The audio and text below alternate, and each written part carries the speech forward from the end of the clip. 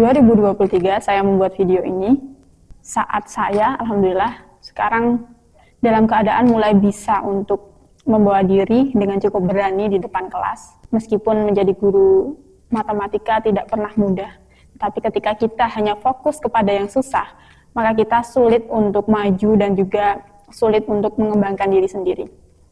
Setelah sekitar 8 atau 9 tahun yang lalu, disangsikan oleh seorang guru yang sayangnya juga merupakan guru matematika yang mengatakan bahwa saya tidak cocok jadi guru karena saya pendiam. Padahal menurut saya, ada beberapa orang yang dia itu tidak benar-benar pendiam. Artinya dia mungkin yang pertama sedang menunggu momen untuk mengungkapkan pendapat. Atau yang kedua, dia tidak mau asal bunyi, artinya dia mau menanggapi kalau dia benar-benar memahami atau tahu topik yang sedang dibicarakan. Atau yang ketiga, dia kurang nyaman dengan lingkaran atau lingkungannya pada saat itu. Memang untuk kita yang seringkali dicap pendiam oleh orang-orang di sekitar kita, harus menempuh latihan yang lebih dari orang-orang yang terbiasa untuk mengkomunikasikan pendapatnya secara terbuka, ya. Tetapi kalau memang kita memiliki keinginan atau minat yang kuat untuk mengajar, maka pasti kita bisa. Jadi di sini saya akan membagikan pengalaman saya, bagaimana saya kemudian bisa cukup percaya diri untuk tampil di depan kelas. Padahal sebelumnya barangkali orang-orang pun heran atau bertanya-tanya, mungkin bertanya-tanya atau penasaran sebenarnya kalau saya di kelas tuh emang bisa.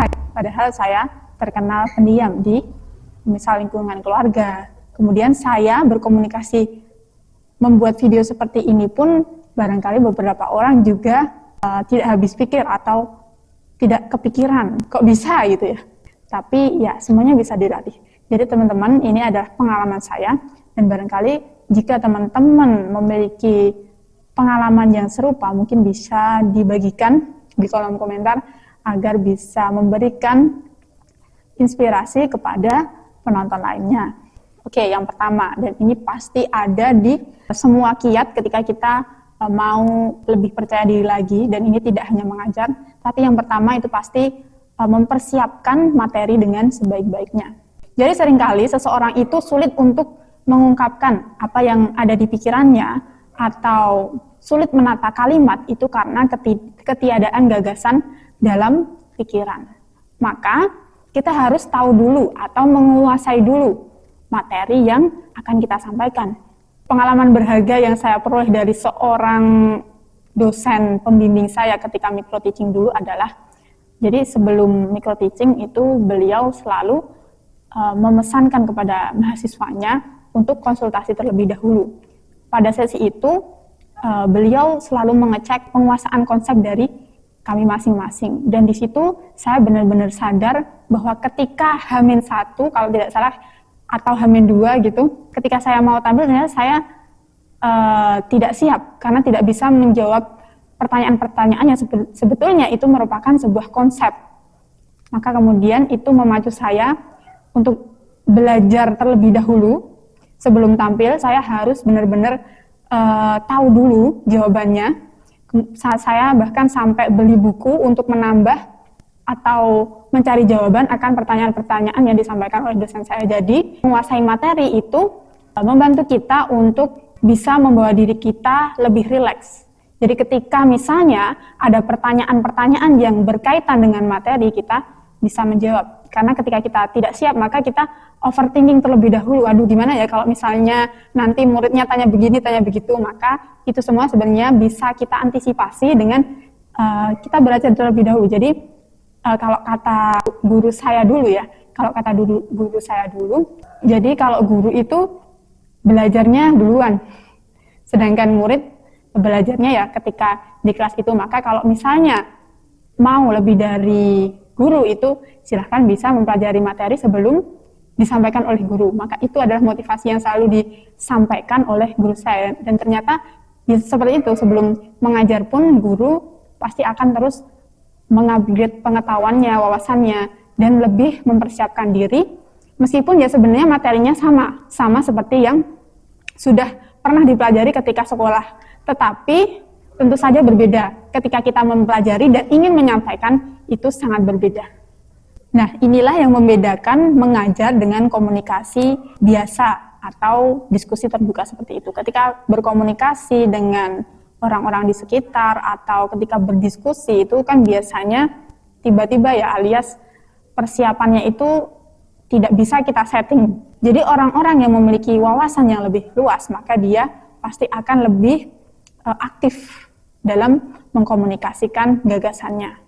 Maka sebenarnya orang-orang itu tidak perlu heran ya ketika misal ada seseorang yang kelihatannya pendiam, tetapi kok dia jadi guru. Karena jadi guru itu justru bisa kita persiapkan apa yang mau kita sampaikan. Sedangkan komunikasi biasa itu kan terkadang kalau orang yang jarang basa-basi maka justru lebih sulit. Sehingga ketika kita memiliki kesempatan yang tidak begitu banyak untuk mengungkapkan pendapat itu, maka kemudian kita dicap pendiam itu tadi.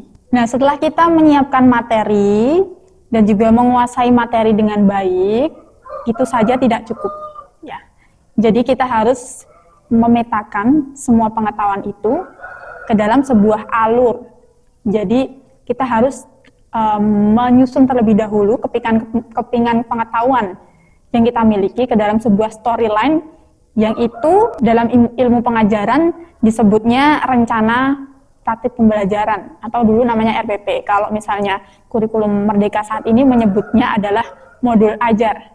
Jadi semua itu membantu kita untuk memetakan langkah-langkah yang akan kita tempuh ketika sudah terjun di dalam kelas. Jadi dari salam pembukaan sampai salam penutup. Meskipun pada realitanya itu tidak mesti semulus itu atau tidak mesti sesuai dengan apa yang kita rencanakan, tetapi semua itu tentu saja akan membantu agar nanti komunikasi yang akan dibangun di dalam kelas itu bisa lebih terarah.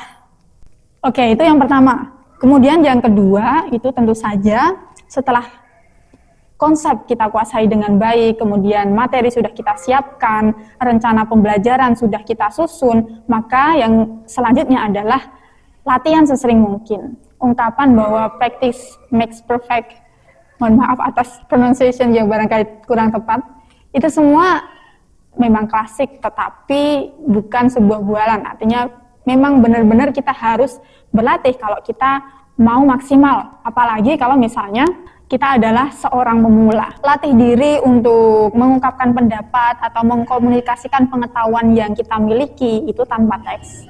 Jadi yang dilatih di sini adalah bukan kita menghafalkan kalimat misal dari pembukaan sampai penutup, itu tidak, tetapi bagaimana kita mengungkapkan pengetahuan yang kita miliki tanpa teks, itu yang perlu kita latih.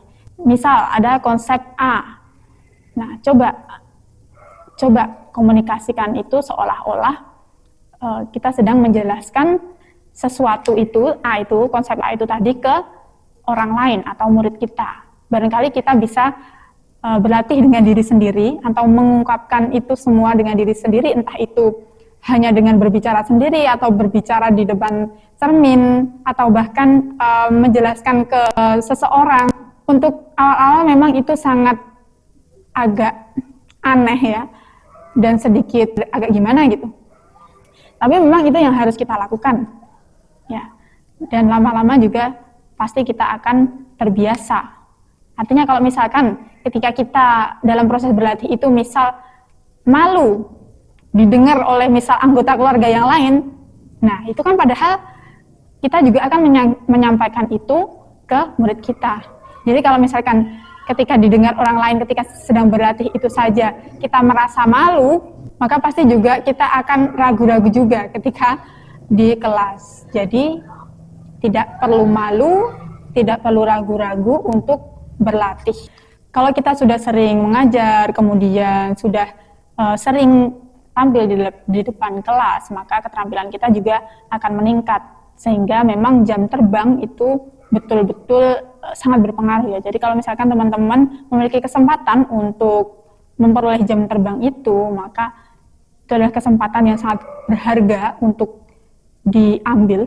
Jadi kalau misalnya sudah mulai ada tawaran untuk ngeles dan semacamnya, jangan takut, itu bisa menjadi tempat bagi teman-teman untuk berlatih. Jadi perlu diketahui bahwa ini juga yang beberapa teman saya sesalkan ketika awal-awal mengajar. Barangkali beberapa teman juga ada yang baru memulai juga, kemudian bercerita mengatakan bahwa sedikit menyesal kenapa dulu ada kesempatan untuk mengajar les dan lain sebagainya, tapi tidak diambil karena ragu-ragu, masih takut, kurang percaya diri. Jadi kalau misalkan teman-teman memiliki kesempatan untuk mengajar les, entah itu privat ataupun di lembaga, kalau teman-teman ada waktu dan bisa, itu akan membantu teman-teman untuk mengembangkan diri dan juga lebih percaya diri lagi ketika mungkin menghadapi kelas yang sebenarnya ketika sudah lulus. Oke, dan yang terakhir dan yang paling utama dan penting adalah berdoa. Saya selalu ingat ketika akan menghadapi kelas yang saya mengajar di situ baru pertama kali ya, pasti ada rasa sedikit takut gitu ya, kurang percaya diri dan lain sebagainya. Maka saya akan berdoa terlebih dahulu, menyediakan waktu khusus, entah itu ketika misal duha atau sholat subuh sebelumnya, ketika mungkin tidak ada waktu jeda ya, tidak ada waktu jeda untuk sholat duha, maka sebelumnya setelah subuh itu harus menyediakan waktu benar-benar untuk berdoa secara khusyuk, untuk meminta kepada yang maha mengatur segalanya agar diri ini bisa dirilekskan, bisa dilancarkan lisannya untuk menyampaikan apa yang sudah dipersiapkan. Ya, walaupun kita sudah menguasai materi dengan baik, kita sudah mempersiapkan dari A sampai Z secara rapi, kemudian latihan, tetapi ketika kita lupa untuk meminta kelancaran diri kita kepada Yang Maha Kuasa, kalau misal Yang Maha Kuasa atau Allah itu berkehendak sebaliknya, kan sia-sia apa yang sudah kita persiapkan. Jadi yang terpenting itu adalah kita berdoa, dan sebelum masuk kelas pun saya selalu berdoa juga. Doa yang sering saya lantunkan sebelum masuk kelas itu tentu saja Rabbi shrah li sadri wa yassir li amri wahlul 'uqdatam min lisani yafqahu qawli. Oke.